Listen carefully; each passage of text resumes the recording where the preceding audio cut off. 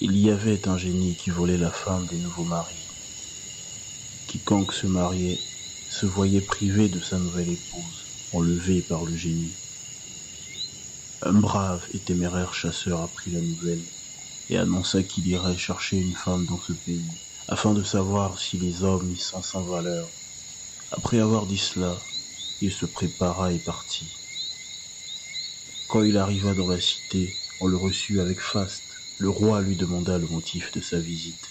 Le chasseur lui répondit qu'il venait prendre une femme.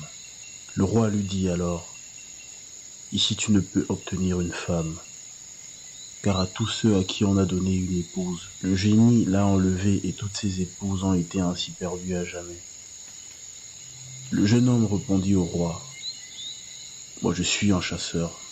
Si tu me donnes ta fille en mariage, et si le génie me la prend, je lutterai avec lui.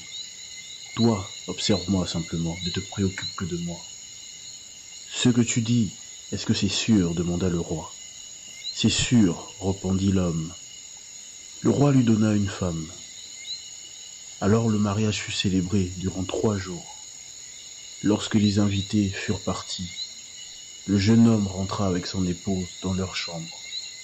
Dès qu'ils se couchèrent, le mari tenta de la toucher dans l'obscurité, mais ne trouva rien. Il s'inquiéta, il se leva et alla voir le père de la mariée. Il lui dit qu'en effet, il avait eu raison. Le génie était venu voler son épouse. Le matin, il alla trouver un marabout et lui dit « J'ai épousé une femme et le génie est venu me la chercher. » Le marabout regarda les signes et lui dit « Le génie, toutes les personnes qu'il a enlevées d'ici, il les a emportées au-delà du fleuve. Si tu dépasses le fleuve, tu pourras tuer les génies. Les génies se trouvent dans une antilope jument.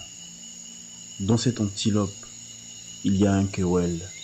Dans cette antilope, il y a un corbeau. Dans ce corbeau, il y a un œuf.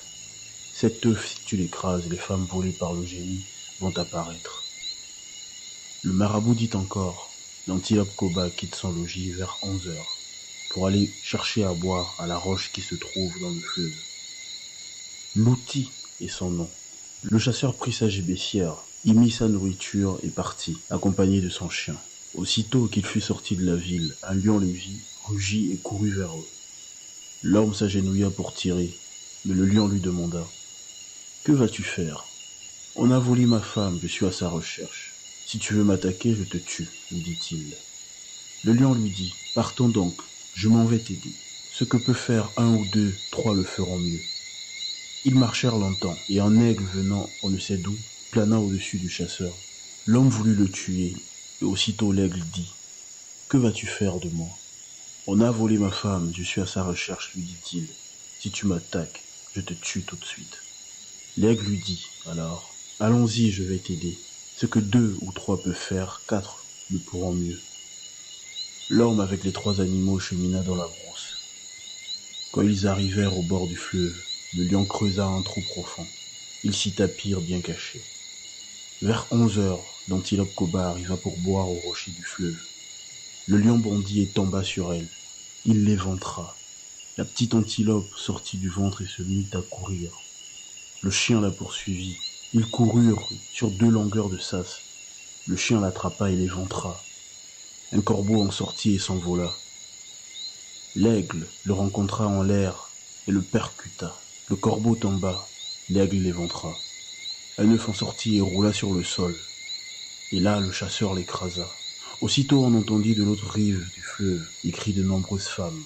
L'homme retourna à la ville pour appeler les habitants. Quand ils vinrent, chacun prit sa pirogue. Le chasseur, lui, monta sur le lion et ils traversèrent le fleuve.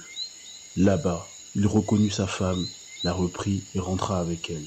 C'est là que le comte alla tomber dans la mer. Celui qui respire ira au paradis.